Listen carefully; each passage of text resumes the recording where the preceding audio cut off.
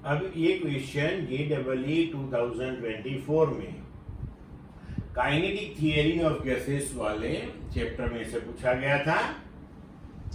0.08 kilogram air is heated at constant volume through 5 degrees Celsius. The specific heat of air at constant volume is 0.17 kilocalorie per kilogram degree Celsius and joule that is 4.18 joule per calorie. The change in its internal energy is approximately how much? Option 1 284 joule, 2 298 joule, 3 318 joule, 4 142 joule. अब देखो यहाँ पे mass of air that is given to you, यहाँ पे ये मास of air दिया हुआ है आपको।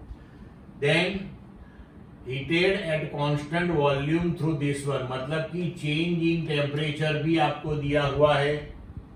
Now specific heat of air at constant volume is, अब यहां पे देखो जो स्पेसिफिक हीट आपको दी हुई है उसमें यहां पे लिखा है किलो कैलोरी।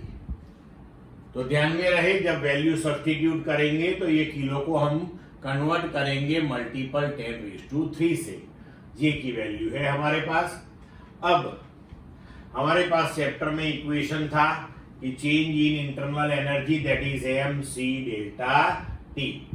तो मास दिया हुआ है हमें, राइट, स्पेसिफिक हीट दी हुई है हमें, राइट, एंड ये 4.18 ये भी हमें दिया हुआ है।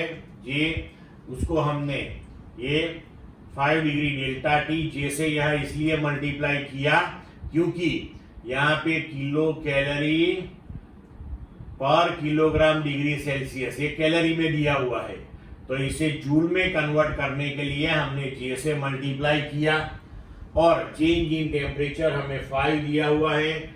Solve it, you will get the answer 284 joule.